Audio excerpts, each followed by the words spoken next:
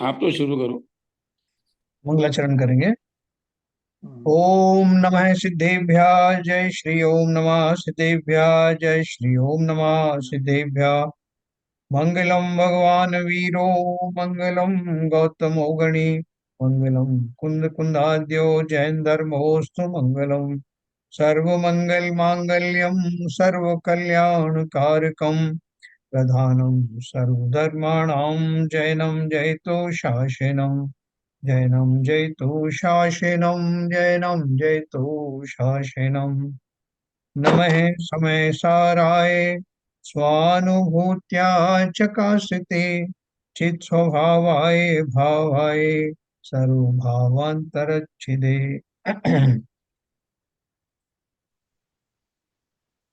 समय सार नाम का ग्रंथ, जिसका पुण्य पाप अधिकार हम लोग पढ़ रहे हैं, जिसका आज समाप्त होने की संभावना है। तो अंत में जो बहुत स्पष्ट रूप से आचार्य ने बताया है कि हम जो इतने समझ अब चुके हैं कर्ता कर्म अधिकार पढ़ने के बाद में, और पूर्व रंग आदि जो अधिकार हमने पढ़ लिए, जीवा जीवाधिकार पढ़ा, इन सब के माध्यम से अब हम ये बात जान गए हैं कि हमें बहुत संतुलित रहना है। तो संतुलित कैसे रहना है? जैसे हम स्वास्थ्य के क्षेत्र में भी करते हैं ना, कि ना तो बहुत ऐसा खाएं जो हमें बिल्कुल पौष्टिक ही ना हो, ना ऐसा खाएं कि जो हमें रोगों का घर हो जाए। तो बीच में एक संतुलन बना के रखते हैं, पूरे जीवन में अपनी चर्याओं में भी संतुलन बना के रखते हैं। जो गृहस्थ हैं वो कुछ धार्मिक क्रियाएं भी करते हैं, कोई गृहस्थ संबंधी भी करते हैं, लेकिन बहुत सावधानी से करते हैं, जिससे कि कर्म बंध कम से कम हो। तो ठीक उसी प्रकार से उन्होंने बताया कि जो साधक की जो दशा है, उसको पुण्य पुण्य पाप आदि वाले दोनों ही भूमिकाएं उसके जीवन में घटित होती हैं, और साथ में उन दोनों से बचकर निकलने की भी संभावनाएं रहती। तो उसे अपना जीवन कैसे बिताना है और हम कहाँ गलती कर बैठते हैं, उसके बारे में आज अपन चर्चा करें।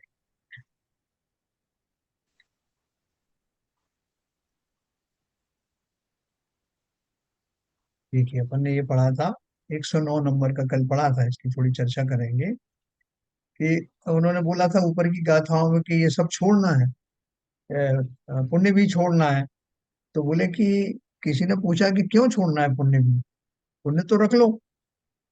तो वो बोलते हैं कि त्याज ही है जब मुमुक्षु के लिए सब कर्म ये, तब पुण्य एवं पाप की यह बात करनी किस लिए। निज आत्मा के लक्ष्य से जब परिणमन हो जाएगा, निष्कर्म में ही रस जगे तब ज्ञान दौड़ा आएगा। हाँ? मोक्षार्थियों के लिए समस्त ही कर्म त्याग करने योग्य हैं। जब यह सुनिश्चित है, तब फिर पुण्य और पाप कर्मों की चर्चा ही क्या करना, क्योंकि सभी कर्म त्याज्य होने से पुण्य भला और पाप बुरा यह बात ही कहाँ रह जाती है। ऐसी स्थिति होने पर सम्यक्त्वादि निज स्वभाव के परिणमन से मोक्ष की कारणभूत निष्कर्म अवस्था का रसिक ज्ञान स्वयं ही दौड़ा चला आता। देखो, एक पिक्चर आई थी, उसमें एक विलेन होता है, वो हेलीकॉप्टर पे उड़ के भागता है हीरो के डर से, वो हीरो ने सब जगह से घेर लिया उसको। तो वो एक हेलीकॉप्टर बुलाता है और उसके ऊपर में वो सीढ़ी लटक जाती है और उसके ऊपर वो चढ़ता है, लेकिन वो हेलीकॉप्टर नीचे आने लगता है। तो नीचे आने लगता है तो उसने बोला पायलट ने कि आप अपना बोझा कम करिए। उसके सूटकेस में बहुत सारा, जो ब्रीफकेस लेके जा रहा था, बहुत सारे उसमें मुद्राएं थी। तो और भी बहुत सारा कुछ फालतू सामान था, फोन वोन था, तो उसने जो है वो फोन फेंक दिया। फिर उसके बाद में और भी जो चीजें थी जो उसको अनयूज लग रही थी वो फेंक दी, लेकिन फिर भी वजन कम नहीं हो रहा था। तो उसने पायलट से कहा कि भैया, ये ब्रीफ केस में जो माल है ये तो ले जाना है ना। बोले, तुमसे कहा ना कि समस्त बोझ उतार के फेंक दो, नहीं तो तुम बचोगे नहीं। हेलीकॉप्टर नीचे रहेगा, ऊपर उड़ नहीं पाएगा, तुम्हें पुलिस पकड़ लेगी। तो वो बोले कि फिर ये घड़ी भी उतार दूं सोने की, तो क्या ये धन भी निकाल दूं, तो ये बोले ना, ये सब भेदभाव करने की जरूरत नहीं है। जितना तुम्हारा कोट भी उतार के फेंक दो नीचे। यहाँ जो अच्छे बुरे की बात नहीं हो रही, बोझा उतारना है हर तरह का, हल्के होना है। तो यहाँ भी वही कह रहे हैं कि जब हमको एक इंस्ट्रक्शन मिल गया कि मोक्ष के मार्ग में एकदम हल्के होके जाना है, सूक्ष्म होकर जाना है, शरीर तक छोड़ करके जाना है, नुकर्म आदि छोड़ के जाना है। तो वो स्थूल जो पाप और पुण्य कर्म है उनको तो अवश्य ही त्याग देना है, बिना किसी भेदभाव के, बिना सोचे, उन पर ज्यादा गौर करने की जरूरत नहीं, सब छोड़ के जाना है। तभी तो ऊर्ध्व गति से गमन होगा जीव का। तो इसलिए बोल रहे हैं, इस कलश में यह स्पष्ट किया गया है कि जब मोक्षार्थियों के लिए सभी कर्म त्याज्य हैं, तो फिर इस चर्चा के लिए अवकाश ही कहाँ रह जाता है कि पुण्य भला है और पाप बुरा है। अतः इस चर्चा को विस्तार देने से कोई लाभ नहीं। अरे भाई, निज भगवान आत्मा के आश्रय से जब सम्यक दर्शन ज्ञान चारित्र प्रकट होते हैं, तब निष्कर्म अवस्था का रसिक ज्ञान सहज ही प्रकट हो जाता है। उसके लिए अलग से कोई पुरुषार्थ करने की अपेक्षा नहीं रहती। हाँ, क्या बोल रहे हैं? निष्कर्म अवस्था का रसिक माने वो जो ज्ञान है, जो सच्चा ज्ञान है, तभी प्रकट होता है जब जीव कर्मों से रहित हो जाता है। जिस तरह से सूर्य का प्रकाश पूरे अपने प्रताप के साथ में फैल रहा है, लेकिन किन्हीं कारण से बादल उस पर छाए हुए हैं तो उसका प्रकाश जमीन तक नहीं आ रहा। तो अगर वो बादल वहां से हट जाएं तो प्रकाश तो पहले से ही मौजूद था, वो तो अपनी पूरी शक्ति के साथ में खिला हुआ था। और ठीक उसी प्रकार से मेरे सम्यक दर्शन ज्ञान चारित्र आदि की परिपक्वता हो गई। अब उसको आच्छादित करने वाले पुण्य और पाप रूपी कर्म के निकलने की देर है, और वहां रत्नत्रय रूपी सूर्य ददीप्यमान होता हुआ दिखाई पड़ेगा।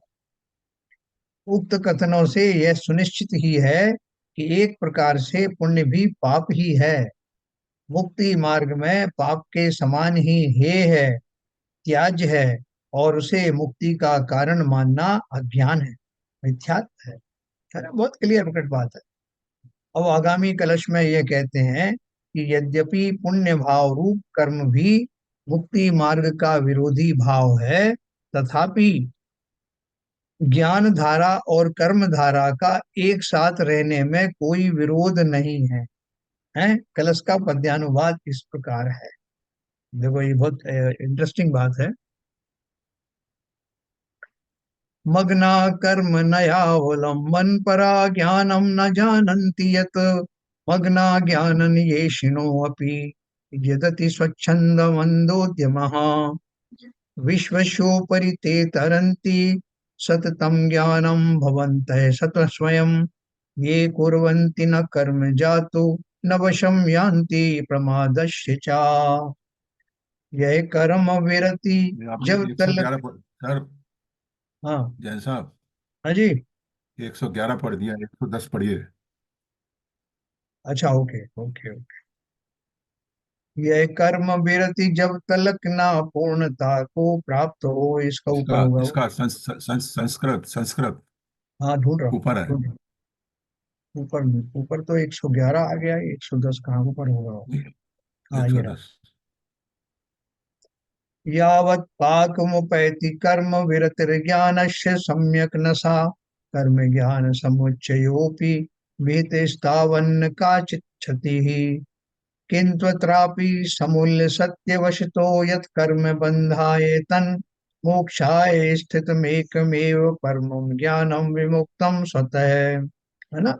इसका ही उन्होंने अर्थ बताया 110 का।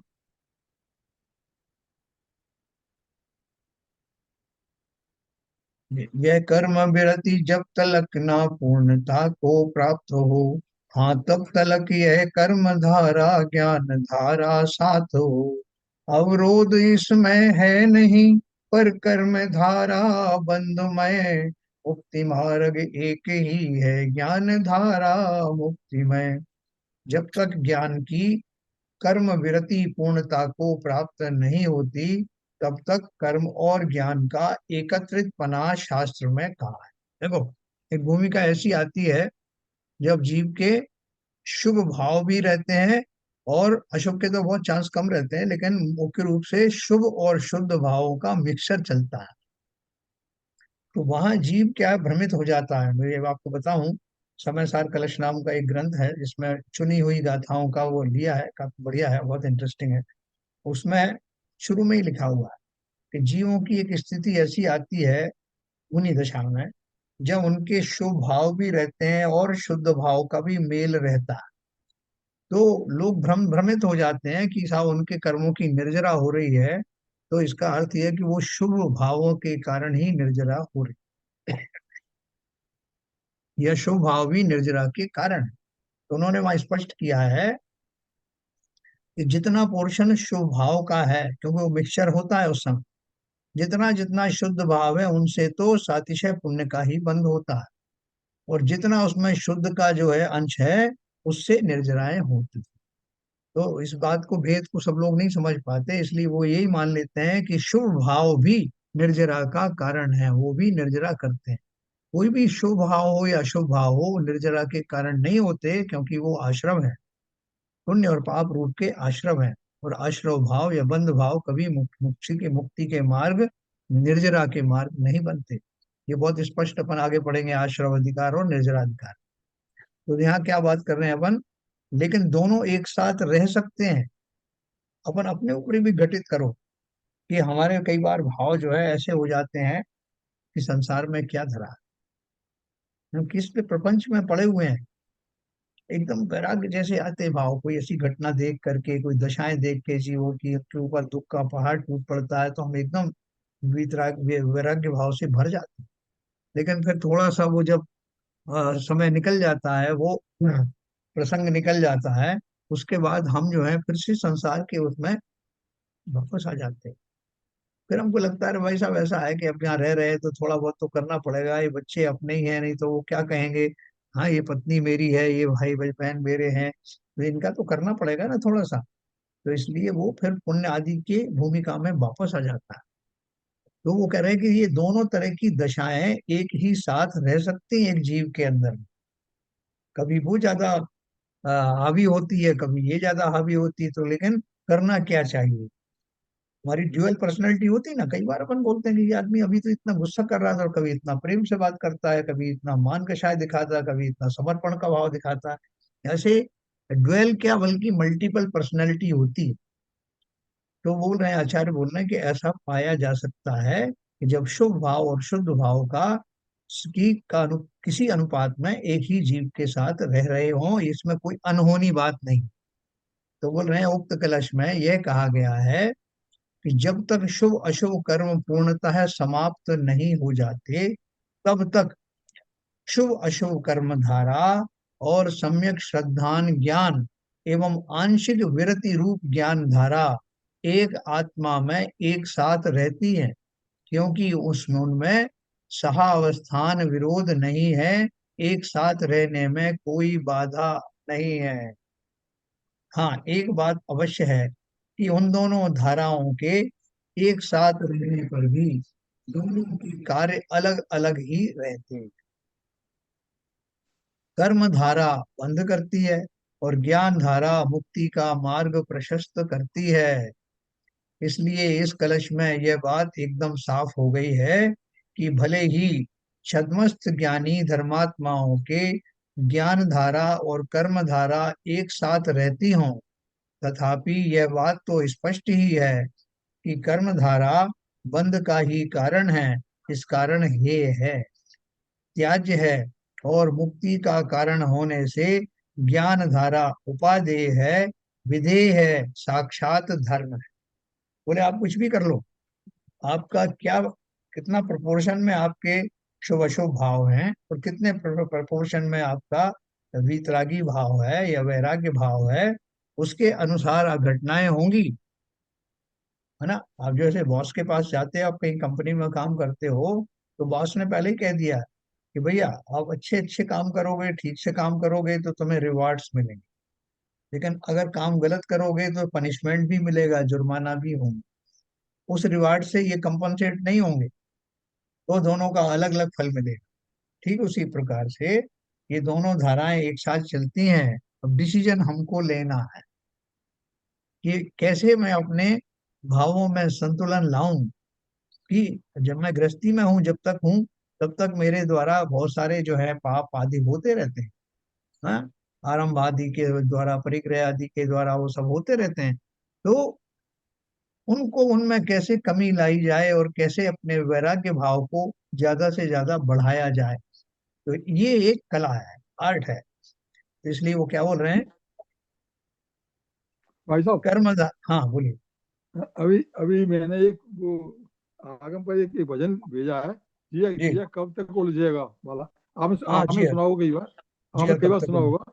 हाँ हाँ उसको अगर आप रोजाना ध्यान हाँ दे करके अगर एक दो बार भी रिपीट करके पढ़ सुन लेना, तो हाँ। आपके आपका आपका बिल्कुल भाव बदल जाएंगे, बिल्कुल बदल जाएंगे। जी जी हाँ जी। बहुत ही बहुत ही वीतरागी भाव बिल्कुल बन जाते हैं उससे। हाँ, जिया कब तक उलझेगा, संकल्प बहुत ही विकल्प। बढ़िया है, हाँ, बहुत ही बढ़िया है, बहुत ही वो बढ़िया है सोनी जी ने भी कई बार गाया है वो, और इसके बहुत। ऊपर भी वो सोनी जी अक्सर गाते हैं उसमें। अक्सर गाते हैं। और वो हमारी बेटी ने भी उसको, उनको देख के रिपीट किया है वो। और ये हम्म भोपाल से भी पुष्पलता जी हैं, और वो सब वो भी गाया करती हैं। ये बहुत बढ़िया हम्म भजन है। तो इतना बढ़िया है भाई साहब कि, हाँ, अगर आप रोजाना रोजाना सुबह से उठ करके रोजाना एक बार एक दो बार सुन लेना, तो आपका दिन दिन जो है वो आराम से चल सकता है। आप बिल्कुल कह रहे, सही कह रहे हैं। और ये इस तरह के जो, जिसने भजन लिखा होगा, उस भजन ने अपने भावों में आने वाली उस धारा के अनुरूप लिखा। हाँ, यही तो मैं कह, हम्म, सोचिए ये इससे मिलता है जो आप भी अभी आप जो डिस्कस कर रहे हैं, आप जो जी भी हाँ। चर्चा चल रही है, उस हाँ, चर्चा से हूबहू मिलता है, बिल्कुल इसमें कोई मिलता अंतर नहीं है। है। और जैसे इस भजन के माध्यम से मैं, या इस भजन में जो भाव छुपे हुए हैं, उन भावों को हमें अपने जीवन में संपूर्ण रूप से विकसित करना है। यस यस यस, राइट यार, तब वो बिल्कुल सही कहा। संतुलन जीवन में आएगा। वो तो एक, उन्होंने एक हाँ, ट्रेलर बता दिया कि भैया ये जो है मेरे भाव हैं, कि जिया ये मेरा जीवन में, इस तरह के उलझन कब तक चलेंगी, मैं कब तक इनमें उलझता रहूंगा। सही तो बात। वो एक एक सामयिक, एक समय की वो पर्याय में उस जीव के भाव बने। हमें उन भावों को निरंतर बनाए रखना हाँ हाँ। है ना। तो इसलिए उन्होंने, देखो क्या लिखा है आगे, अगली लाइन में यही बात लिखी है।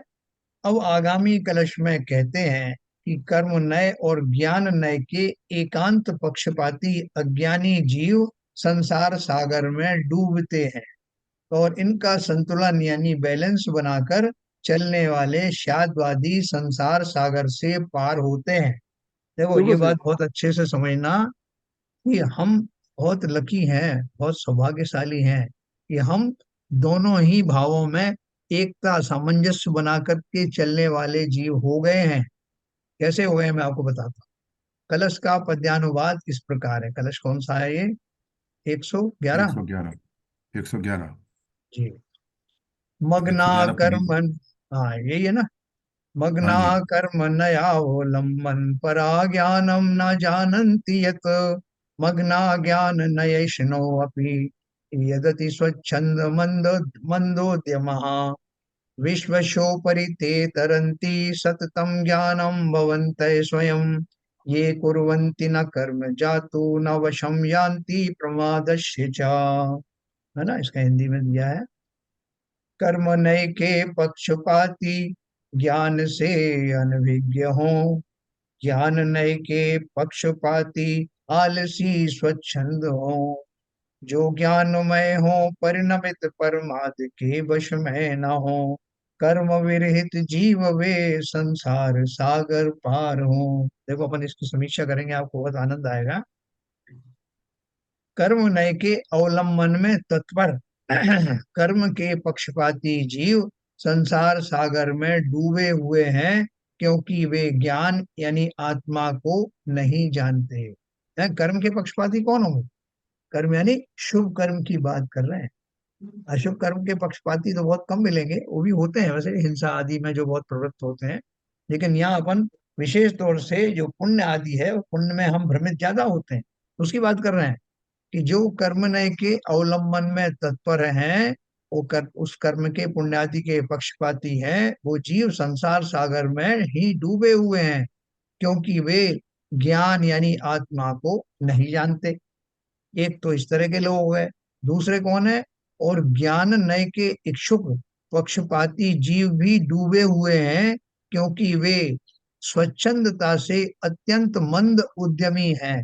जो ज्ञान नय को थोड़ा बहुत तो समझते हैं, ज्ञान नय चाहते हैं, लेकिन ज्ञान का वास्तविक स्वरूप न जानने के कारण वो भी उसमें फंस जाते हैं। कैसे फंस जाते हैं, आगे उसकी चर्चा आएगी। तात्पर्य यह है कि वे स्वरूप प्राप्ति का पुरुषार्थ नहीं करते।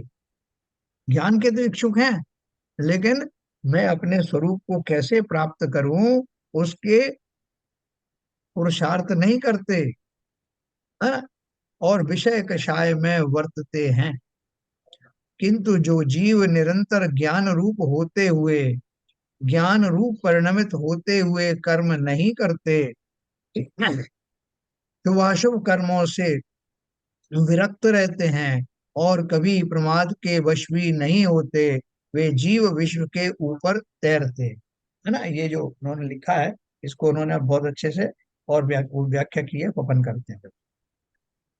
इस प्रकार इस कलश में यह कहा गया है कि कुछ लोग आत्मा के वास्तविक स्वरूप को जाने बिना, आत्मानुभव किए बिना, व्रत उपवास आदि क्रियाएं करके ही अपने को धर्मात्मा मान लेते हैं। ऐसे जीव कर्म नय के पक्षपाती हैं कि भैया ऐसे जो पुण्य बंद होगा उससे निर्जरा हो जाएंगे, और क्या चाहिए। एकांती हैं, इस कारण वे संसार सागर में डूबने वाले ही हैं, है ना? बहुत अच्छे से समझना है बात। उन्होंने व्रत उपवास आदि का मना नहीं किया, लेकिन उन्होंने क्या बोला है, जो लोग आत्मा के वास्तविक स्वरूप को जाने बिना, आत्मानुभव किए बिना, व्रत उपवास आदि मात्र क्रियाएं करके ही अपने को धर्मात्मा मान लेते हैं, ऐसे जीव कर्म नय के पक्षपाती हैं, एकांती हैं। इस कारण वे संसार सागर में डूबने ही वाले हैं।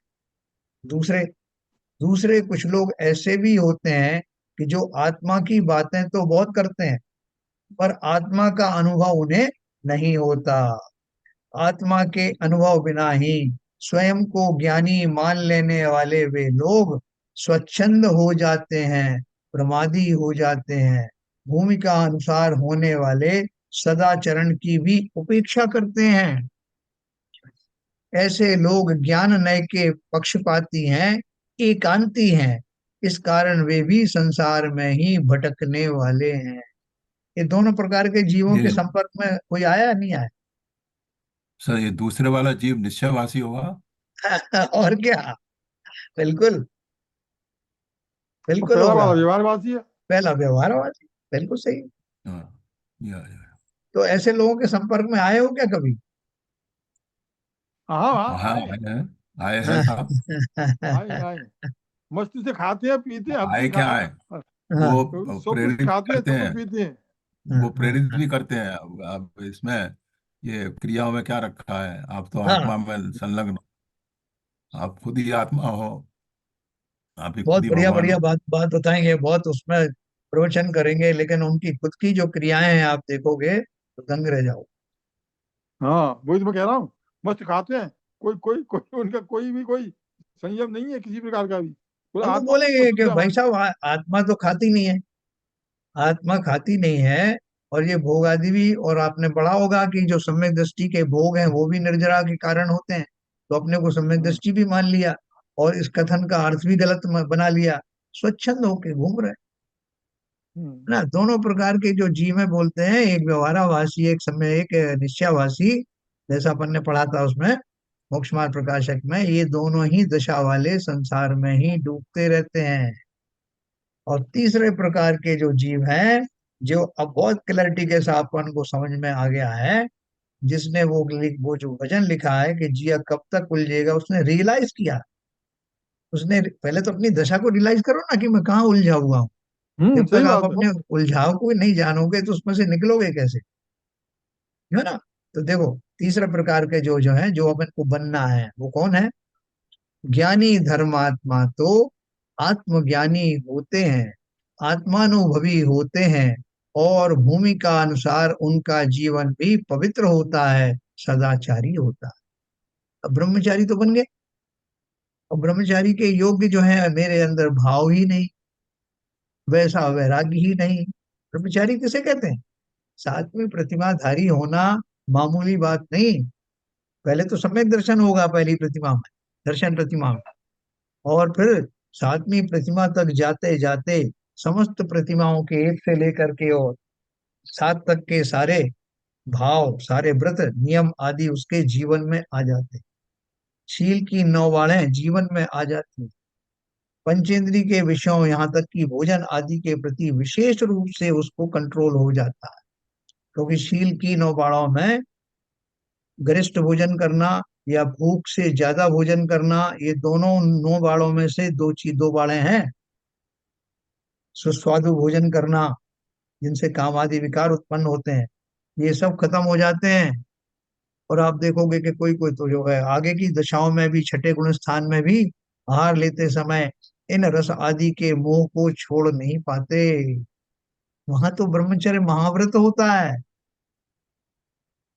दोनों ही भूमिकाओं में जिस तरह के भाव होना चाहिए, उन्होंने ये लिखा है, ज्ञानी धर्मात्मा तो आत्मज्ञानी होते हैं, आत्मानुभवी होते हैं, और भूमिका अनुसार उनका जीवन भी पवित्र होता है, सदाचारी होता है। जिस भूमिका में मैं हूँ, पंचम गुण स्थान वर्ती, छठे गुण स्थान वर्ती, है ना। सप्तम गुण स्थान में तो अपन ये मान के ही चल रहे हैं कि भावलिंगी ही होंगे, लेकिन उसके नीचे की भूमिकाओं में भी अगर कदाचित इस तरह के भाव हुए तो अपनी भूमिका से च्युत हो जाते हैं। ऐसा होने पर भी वे अपने उस सदाचरण को, भूमिका अनुसार होने वाले शुभ भावों को धर्म नहीं मानते। जैसे अपन श्रावक की बात करें कि श्रावक ने जो है वो जिनेन्द्र देव की पूजन करी। श्रावक किसे बोल रहा हूं मैं? पंचम गुण स्थान वर्ती, जिसने बाकायदे जो है 2 से ऊपर की प्रतिमाएं धारण की हुई हैं, तो वो अपनी भूमिका के अनुसार अपना आचरण बहुत पवित्र रखता है, बहुत सदाचारी रहता है। तो ये अलग क्षुल्लक आदि कोई भी अपन बात करें तो उनका जो कटोरा है उसमें बैठ करके वो उस पात्र में भोजन करते हैं, तो उसमें भी उनको कोई गृद्धता नहीं होना चाहिए, निरपेक्ष भाव उनका भी रहना चाहिए। वो ये नहीं सोच सकते कि मैं कौन सा मुनि बनाऊं, अपनी अपनी भूमिका के अनुसार निरपेक्ष अवश्य होना है, उन भावों को रखना और अपने उस सदाचरण को, लेकिन वो जो आचरण कर रहे हैं उसका उनको कोई गुमान भी नहीं होना चाहिए कि भाई साहब मैं दो, मैं मुनि हो गया या मैं ये लग क्षुल्लक हो गया तो मैं देखो कैसा जो है एक वस्त्र में या निर्वस्त्र घूमता हूँ, पैदल चलता हूँ, पैरों में छाले हो जाते हैं। तो ये किसी के ऊपर में कोई उसका उनका उपकार नहीं, ये तो उनकी दशा का है, उस चर्या का पालन उन्हें करना ही है। तो इस बात का उन्हें कोई दम्भ होना भी नहीं चाहिए, बल्कि उन क्रियाओं से होने वाले पुण्य को भी उनकी चाहत में शामिल नहीं किया जा सकता। तो वो बोल रहे हैं अगर वो वास्तव में ज्ञानी है तो उस सदाचरण को भूमिका अनुसार होने वाले शुभ भाव मानते हैं और उसको धर्म नहीं मानते हैं कि भैया ये तो जो है गेहूं के साथ में भूसा साथ में आ रहा है, बाकी मैंने तो चाहा नहीं कि इनसे मुझे पुण्य आदि की प्राप्ति हो।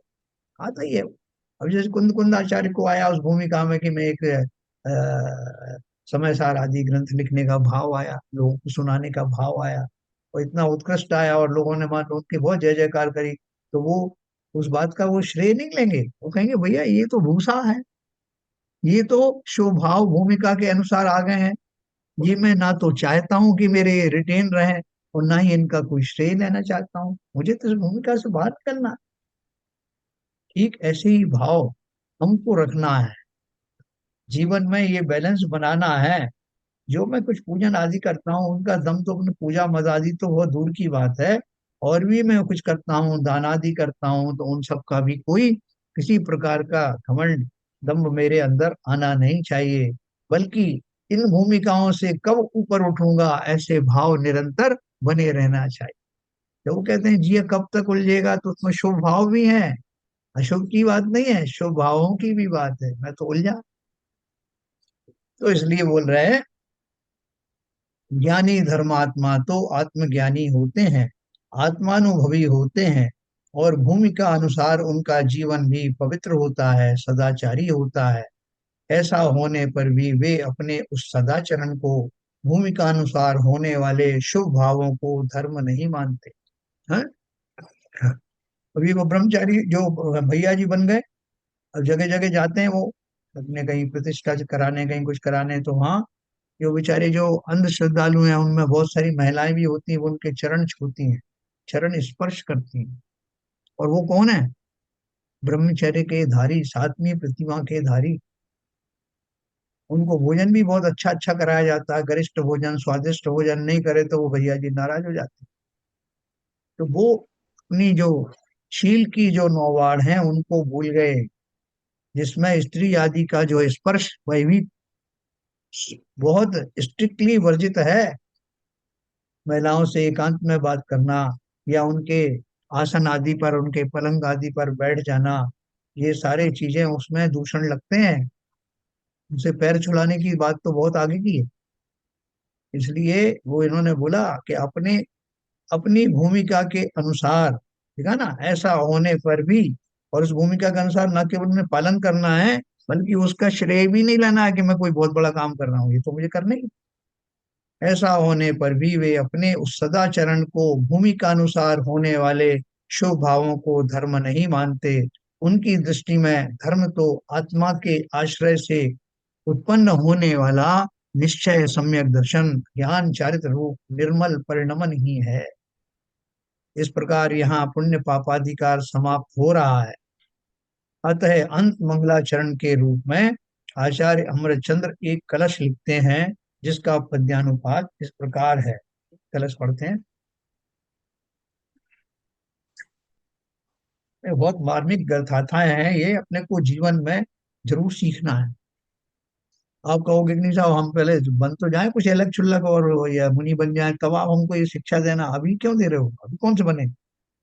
भैया हमारा मुनि बनने का समय आने वाला है, तो उसके पहले तैयारी नहीं करोगे? जिसको मुनि दीक्षा लेने होती है वो 1 साल पहले से, 2 साल पहले से शुरू कर देता है सब।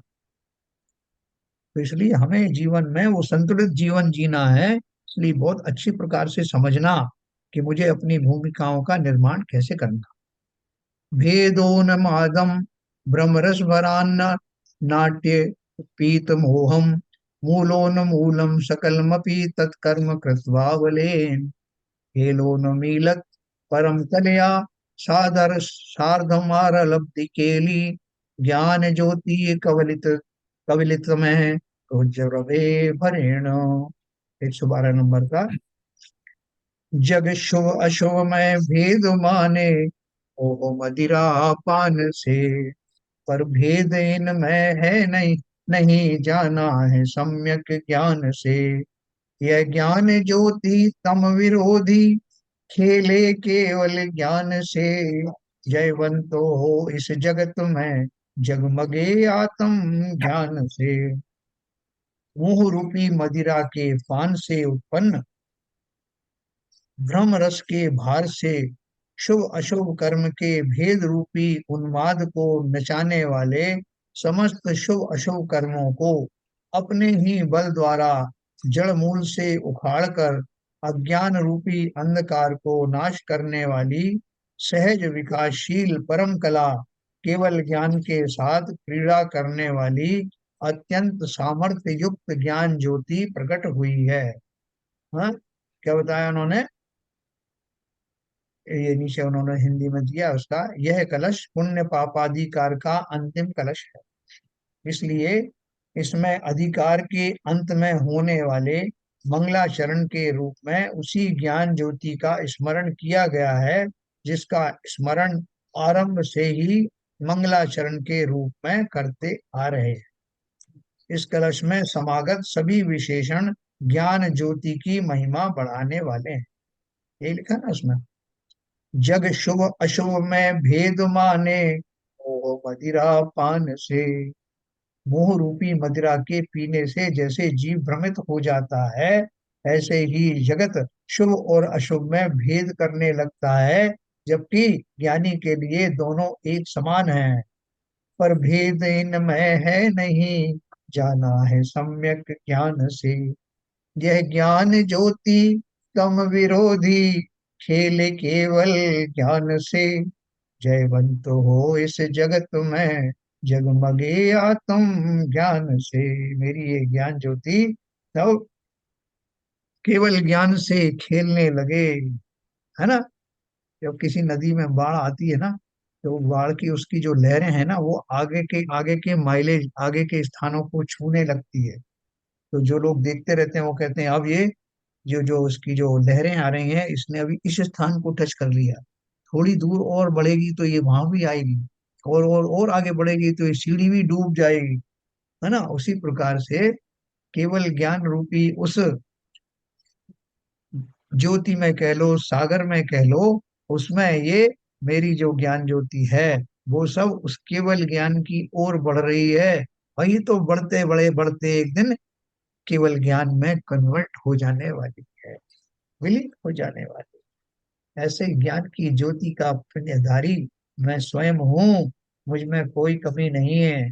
मुझे अपने जीवन को बैलेंस करना है। ये घटाते जाना, वो बढ़ाते जाना, घटाते घटाते ये 0 हो जाएगी और वो 100% होगी। वही तो केवल ज्ञान है। तो देखो, यह कलश, इस कलश में समागत सभी विशेषण ज्ञान ज्योति की महिमा बढ़ाने वाले हैं। इस प्रकार यहाँ पुण्य पापाधिकार समाप्त हो रहा है। अतः आचार्य अमरचंद्र अधिकार की समाप्ति का सूचक वाक्य लिखते हैं, जिसका हिंदी अनुवाद इस प्रकार है। पुण्य पाप रूप से दो पात्रों के रूप में नाचने वाला कर्म अब एक पात्र रूप होकर रंगभूमि से बाहर निकल गया है। वो एक व्यक्ति है, पहले अपन मोनो एक्टिंग करते थे ना, तो वो सामने आता नहीं था, और अपनी एक ही व्यक्ति अलग अलग आवाज में, एक बार विलेन की बोली बोलता था, एक बार हीरो की बोलता था। लोग समझते थे ये दो लोग हैं। पर्दा लगा दिया जाता, पीछे से वो बोलता रहता। फिर बाद में वो सामने आता था और देखने में आता था कि एक ही व्यक्ति था, वो दो भूमिकाओं का निर्वाह कर रहा था। तो जो अपन ने ये नाटक के रूप में प्रस्तुत किया ना इसको, ये पुण्य पाप कैसा है कि वो एक ही व्यक्ति है, एक ही वस्तु है, और वो दो रूप से सामने आने से लोगों को कंफ्यूजन हो जाता है। जब वो हीरो की बार के शब्द बोलता है, वाक्य बोलता है, तो लोग मुग्ध हो जाते हैं। जब वो विलन की बोलता है तो लोग क्षुब्ध हो जाते हैं। तो बाद में उस मालूम पड़ा कि वो तो एक ही था भैया, वही दो बदल बदल के पर्सनैलिटी बोलता रहता था। तो बोल रहे हैं जब उसको बता दिया गया कि हमने समझ लिया है कि तुम एक ही हो, तो वहां से जो बहुरूपिया बन के आया था, उसकी पोल खुल गई और वो वहां से निकल लिया रंगभूमि से। पुण्य पाप रूप से दो पात्रों के रूप में नाचने वाला कर्म अब एक पात्र रूप होकर रंगभूमि से बाहर निकल गया। यह तो पहले स्पष्ट किया ही जा चुका है कि इस ग्रंथ राज को यहाँ नाटक के रूप में प्रस्तुत किया गया है। इस पुण्य पापाधिकार में कर्म रूपी एक पात्र पुण्य और पाप ऐसे दो वेश बनाकर रंगभूमि में प्रविष्ट हुआ था, किंतु जब वह सम्यक ज्ञान में यथार्थ भाषित हो गया, तो वह नकली वेश त्याग कर अपने असली एक रूप में आ गया और रंगभूमि से बाहर निकल गया। इस प्रकार आचार्य कुंद कुंदकृत समय सार की आचार्य अमृत चंद्र कृत आत्मख्याति नामक संस्कृत टीका में पुण्य पाप का प्ररूपक तीसरा अंक समाप्त हुआ। ठीक है ना साहब। तो इसमें अब आपको किसी तरह के कोई शंका हो, कोई डिस्कशन करना हो तो अपन कर सकते हैं। अच्छे से समझ में आए पुण्य पाप अधिकार? Yes sir.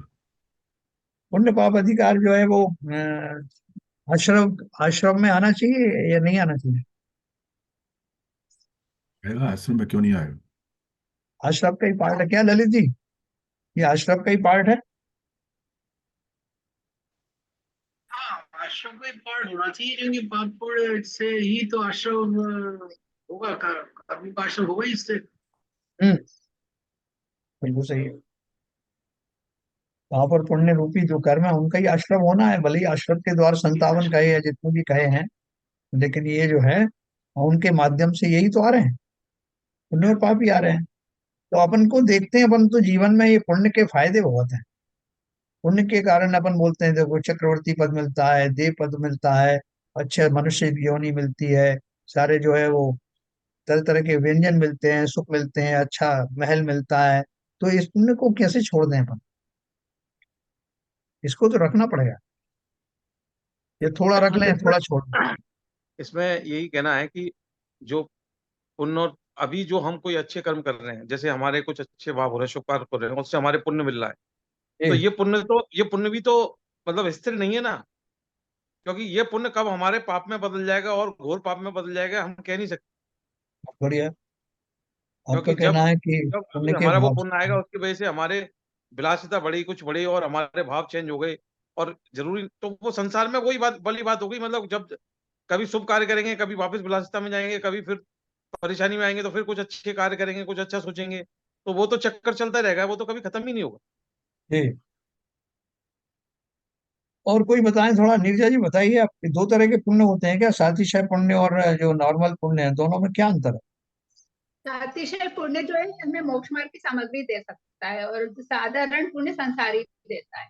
वहां पे एक चांस रहता है कि स्कोप रहता है कि हमें मोक्ष मार्ग की सामग्री मिले, मोक्ष तो नहीं मिलेगा लेकिन मोक्ष मार्ग की सामग्री मिल सकती है, जिससे हम हाँ, उस मार्ग पे बढ़ सकते हैं। एक एक को अपन बोलते हैं पापानुबंधी पुण्य, एक को बोलते हैं पुण्यानुबंधी पुण्य, है ना? तो ये पुण्यानुबंधी दोनों। पुण्य सातिशय पुण्य है, और जी। पापानुबंधी पुण्य ये शुभ शुभ वाला पुण्य है।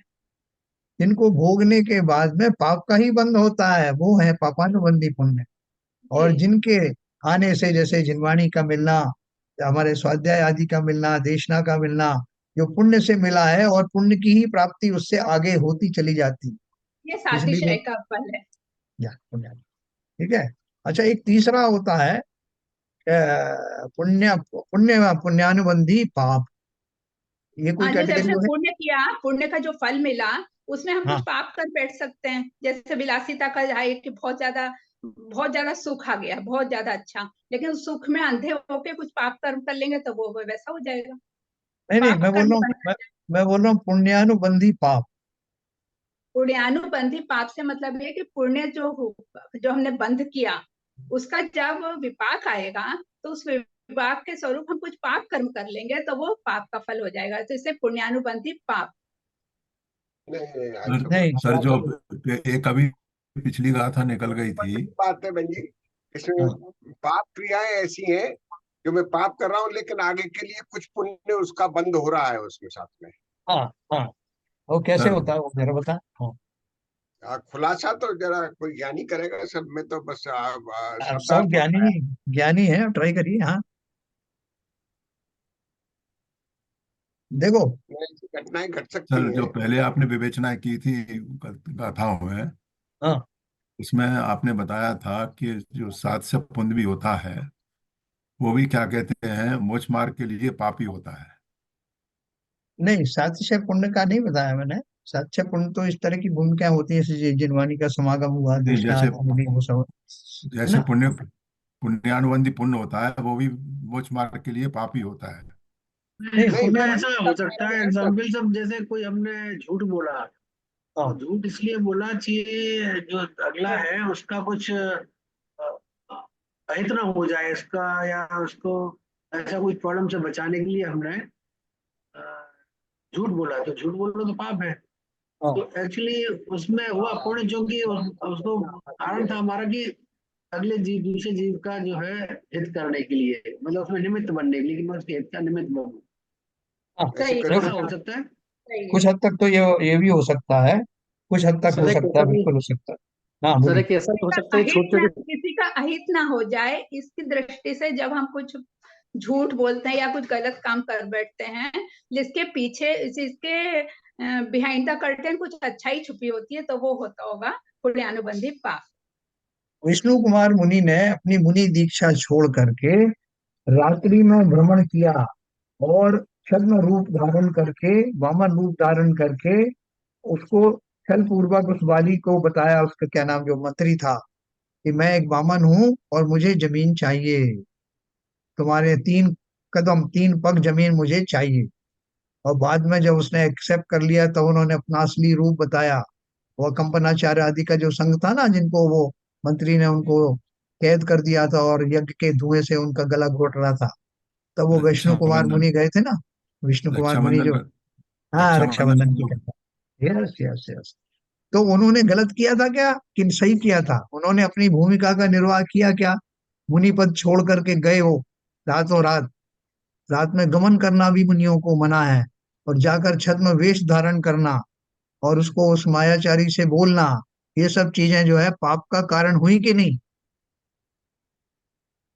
ना, लेकिन उनको जो है वात्सल्य भी तो आया उनके ऊपर, मुनियों के ऊपर इतनी वो हो रही है, इस तरह के उपसर्ग आ रहे हैं, तो उनका भी निवारण करना था, तो उनको ज्ञान में था। बिल्कुल सही था, उन्होंने वो किया और उससे उनका पुण्य का बंध भी हुआ।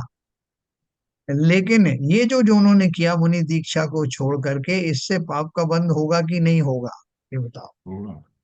होगा, क्यों नहीं होगा? क्यों नहीं अवश्य होगा? होगा। होगा। इसलिए उनको ये बात पता थी, लेकिन वो उनको मजबूरी इस तरह की आ गई, तो उन्होंने फिर क्या किया, फिर प्रायश्चित लिया। उनकी दीक्षा में छेदन हो गया था, फिर से नवीन दीक्षा धारण की। उनकी सीनियरिटी खत्म हो गई, उतने फिर से नए सिरे से मुनि बने। तो सब प्रायश्चित आदि उन्होंने लिया, और उसी भाव में वो सब करके अपने कर्मों को खिला करके मुक्ति दशा को प्रशस्त हुए। सर, तो मैं आपने एक बात, सॉरी मैं आपको इंटरप्ट कर रहा हूँ। हाँ आपने एक रात्रि गमन की बात की थी पिछले हाँ 12 दिन में। मैंने जो है यहाँ पे अपने घर से ही 5 मुनि आर्य का संग यहाँ से जो है आए हैं, उनका आहार विहार हुआ है। हाँ और पांचों के पांचों केस में हाँ, हमने सवेरे 5:45-6 बजे, जब तक सूर्य नहीं निकलता है उससे पहले ही विहार यात्रा शुरू कर दी मुनि महाराज। हाँ, मैं किसी पे दोषारोपण नहीं कर रहा हूँ, जी लेकिन शायद इस लोभ से कि थोड़ा ठंडी रहेगी इधर से उधर जाने में तो अच्छा रहेगा, लेकिन हमने रात्रि में गमन किया महाराज जी का। बिल्कुल बिल्कुल बिल्कुल। रात्रि में बोलना भी वर्जित है। मैंने सुना कि रात्रि में भी बोला जाता है आजकल मुनियों के द्वारा। देखो अपन जो वहां अगर पे नमोकार्मन तीर्थ में तो महाराज जी प्रवचन भी देते, हवन भी कराते रात को। बताइए, रात्रि में जीवों का विशेष संचरण होता है। दिन में ही जो है वो जीव मरते हैं अग्निकाय आदि के, तो रात में तो असंख्यात जीव, पूरा कॉलम जिसकी वजह से हम रात्रि भोजन नहीं करते, उसमें दीपक जलाना है या ज्वाला जला करके उनका हवन आदि करना, या आप अगर अग्नि भी ना जलाएं तब भी वो सामग्री का इधर से उधर करना। कितने पृथ्वी काय के, कितने वायु काय के, कितने जीव जो है मरते हैं। पिछले संडे को हम लोग वाशी गए थे, जी तो 7:30 बजे शाम को महाराज ने जो है भक्तंबर का पाठ शुरू कराया, और एक एक दीपक एक एक परिवार से, एक एक ग्रुप से जो है लगवा के 48 दीपक जलवाए थे। और ये कार्यक्रम करीब 9:15 बजे रात तक चलता रहा। महाराज बोलते रहे, मंत्री भी बोलते रहे, और जो जितने भी और भी आवाज लोगों को देना कि भाई फलाना जाओ, ढिमका जाओ, तो ये जो कहिए कि इंस्ट्रक्शन देना है वो भी करते रहे रात तक, 9:15 बजे से 9:30 बजे तक। तो अब मैं क्या कहूँ उसको। अभी देखो, अब ज्यादा उसको कोई कमेंट नहीं कर सकते, लेकिन ये कुरीतियां हैं। इन कुरीतियों से अवश्य बचना चाहिए। कम से कम हमें स्पष्ट रहना चाहिए अपनी, वो भले हम किसी से कहें या ना कहें, ठीक है, हमें हाँ, स्पष्ट रूप से इनका, क्योंकि मुनि हमें बनना है ना। इसलिए हम जब उन भूमिकाओं में आएंगे तो हमें मालूम होना चाहिए कि क्या सही है क्या गलत तो मूलाचार को उठाकर रख दिया अलग, है। हाँ मूलाचार को उठा के टांग दिया ऊपर, मुनि बन गए कपड़े उतार करके। बस। अब तो देखो वो एक मूलाचार तो कहीं भी अलाउड नहीं है। एक प्रतिमा लेकर बाबूजी, के आए थे, एक क्षुल्लक जी, जो उसको बाबूजी, उसमें बॉक्स में, लकड़ी के बॉक्स हाँ में, जी, जी हाँ, है ना, लकड़ी के अब बॉक्स में लाए थे ना, बाबूजी से कहा कि भाई इसका हाँ। अभिषेक कर दो। अभी और मैं तो बुधवार को जो है एक माता जी संग आया था, हाँ और उन्होंने अपना बॉक्स निकाला और हमसे कहे कि हम इसको जो है आप जाके ले जाके इसको स्थापना करिए और इसका अभिषेक करिए। ये 3 तारीख की बात है। हाँ हाँ, वो लकड़ी के बॉक्स में थी ना वो। क्या मैं ऐसा मैं है भी माता जी? जो मैं भी वहां था। एक आर्यका आई थी, उन पर कितनी 51 प्रतिमाएं थी। उनको तो तो उनको तो हमने अलाउ नहीं किया। तो हाँ, उनको बहुत बुरा लगा कि आपने हमें ऐसे कैसे कह दिया। अब अरे वही बुरा है। लगे तो क्या करें यार, हम क्या करें, हम तो हमें नहीं देख सकते ना। अब मैं हाँ, पद्मावती को और उनको जो, और जो मुनि महाराज को वहां पे प्रतिमाओं का अभिषेक करना, मुझे मेरे तो समझ नहीं आया, मैंने मना कर दिया। नहीं तो अब मैं आज उनका बड़ा देखूं या समाज को देखूं। में जो है उन्होंने बाबूजी आपने उस समय बहुत स्ट्रांग पोजीशन ली थी, बिल्कुल अलाउ नहीं किया था। वो करना पड़ेगा। देखो हम और सब जो है, कम से कम अभी श्रावक की भूमिका में है तो ये हमारे कर्तव्य है कि कोई अनियमितताएं हो रही है, शास्त्र विरोधी कार्य हो रहे हैं, तो जितना संभव हो सके अपने तरीके से, भले ही आप सौम्य तरीके से कहें, लेकिन जरूर इन सब चीजों से पे प्रतिबंध लगना चाहिए। ये सब हमारी जो चमत्कार वगैरह सब क्यों समाप्त होते चले जा रहे हैं, उसमें इन सब दोषों की भी तो बात है। सारे दोष लग रहे हैं, सब तरह की भूमिका है। कितने भोले भाले जीव वो जानते नहीं है कि मुनि का स्वरूप क्या होना चाहिए, तो प्रतिमाएं अभी कैसी बता रहे दिगंबर ना होना हवन चाहिए। करा रात को, अभी सरिता जी ने बताया रात को हवन कराना, हाँ ये तो कहीं कहीं कोई कोई सा भी मुनि नहीं करा सकता, चाहे तो 13 पंथी देख लो, 20 पंथी देख लो, और कोई पंथी देख लो, जो हाँ मुनि होगा वो कर ही नहीं सकता इस काम को। बिल्कुल बाबूजी, बिल्कुल। हवन कराना है, 48 दीपक जलाना एक ही बराबर है। हाँ हाँ आप सही कह रहे हैं, ये लेकिन दिन में तो कभी हवन वगैरह को सहमति दे देते हैं मुनि लोग, लेकिन रात में तो कभी भी सवाल ही नहीं है। नहीं, लेकिन मैं ये फिर कह रहा हूँ कि रात में हवन करना और रात को 48 दीपक जला के शाम को बिल्कुल अपने हाँ मंदिर बिल्कुल में भी बिल्कुल, आई एग्री, ये आई एग्री। रिकॉर्डिंग भक्तामर भी हो का रही है सब, ये सब वो होता है, सेशन की रिकॉर्डिंग भी हो रही है। तो एक ही चीज है। हैं चलिए ठीक है, समय हो गया, ओनली कोई द बात रिकॉर्डिंग नहीं। हो रही है, तो हाँ हमको अपन गलत कोई बात थोड़ी कह रहे हैं। गलत बात नहीं कर रहे, बिल्कुल हम गलत गलत बात बात नहीं नहीं है। कह रहे ललन जी, हम दुनिया जो में डंके की चोट की इस बात को कहते हैं कि मुनियों के काम नहीं करने चाहिए, डंके की चोट ये पे कहते हैं हम। शास्त्रों में लिखी हुई ये बात है, कोई मन से नहीं कर रहा हाँ है। फिर तब थोड़ी बोल रहे हैं, मूलाचार मूलाचार पढ़ा है किसी ने? बिल्कुल सही है। चलो एनीवे, मूलाचार, अरे आप मुनि हैं तो मूलाचार पढ़िए, मूलाचार का पालन करिए। अब तो क्या है कि श्रावकों को इस तरह की प्रेरणा देना कि भाई आप करो, इससे पुण्य बंद हो रहा है, तो ये बहुत हाँ अरे हमने तो हमारे तो एसकीजन साहब साहब थे, वासी गया था मैं, मुनि महाराज ने कहा कि फूल को उठा लो, फूल के करो। मैंने कहा साहब जब आप नहीं कर सकते तो हमें क्यों करा रहे हो? बोले मेरे को पाप हाँ का बंद होगा, हम पाप कर लें। हाँ हाँ यस। बोले नहीं, मैंने वहीं से आपने कह तो दिया 10 बात आप तो के लिए। बाबूजी, आपने तो हमेशा स्टैंड लिया है, बिल्कुल मगर स्टैंड भी। अब कोई स्टैंड नहीं लेता है यहाँ पर। फिर अभी जो महाराज जी आए थे ना दोनों, उनसे मैंने डिस्कस बात की है, पूछा था ऐसे ही कि फूल से लोग पूजा कर रहे हैं और फल से चढ़ा रहे हैं, तो ये ठीक है क्या? तो मेरे से वो पूछने लगे कि आपको क्या लगता है। मैंने कहा कि मुझे तो बचपन से मैंने कभी ऐसे पूछा कि नहीं, मैं तो हमेशा तो द्रव्य से चावल अक्षत है और ये सबसे करते रहे, फूल और फल कभी नहीं चढ़ाए। और मेरे हिसाब से नहीं करना चाहिए, जीव है इनमें। नहीं। बोले माने नहीं, वो बोले नहीं, इसमें शास्त्र में लिखा है कर सकते हैं, कोई दिक्कत नहीं है।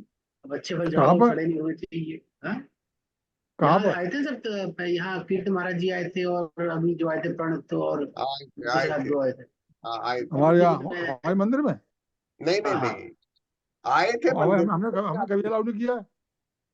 नहीं नहीं नहीं। मंदिर पूजा नहीं, मैंने उनसे पूछा ये कि भाई अरे चल महावीर जी में भी अब फल चढ़ाने की परंपरा चालू हो गई है। महावीर जी तो मैं बचपन से जाता रहा हूँ, कभी फल नहीं चढ़ाए वहां पर। और पिछली बार मैं गया तो देखा लोगों ने फल चढ़ा रखे थे।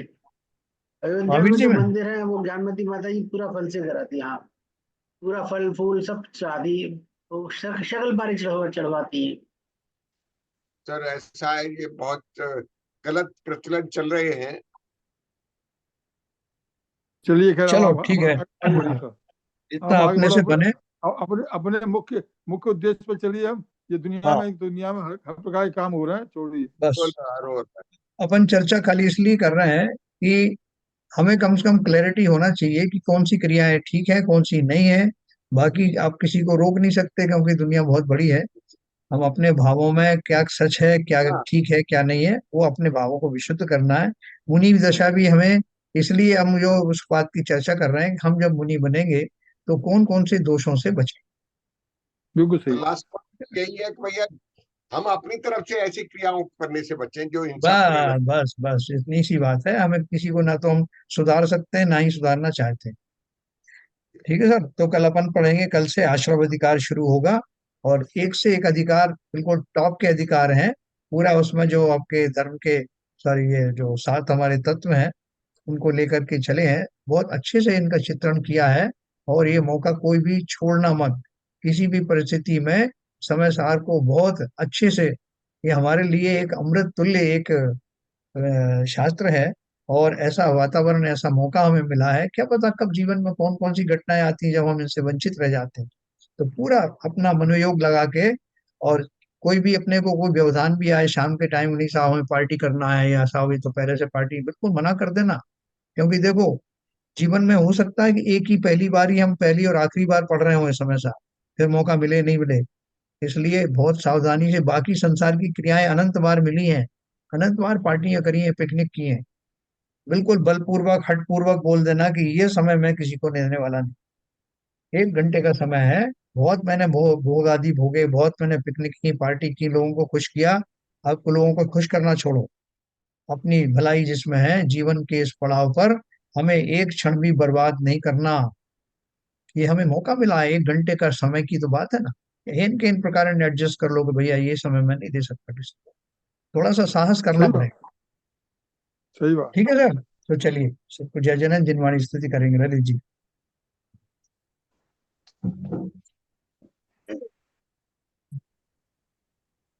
तनु नाश को ज्ञान के प्रकाश को भानु सिंह खानी है, श्याम द्रव्य जान को बंध विधि भान को पर की छान को परम प्रमाणी है, अनुभवताए वे को जीव के जताए वे को सताए वे को भगे और आनी है, जहाँ तहाँ तार वे को पार के उतार वे को सुख विस्तार वे को यही जन वाणी है। हे जनवाणी भारती तो जबूतन है, जो तेरी शरण गए सो पावे सुख चैन, या वाणी के ज्ञान से सुझे का लो, तो वाणी वस्त्र धर्मो सदा देते हैं सदा देते हैं। जनवाणी माता की जय।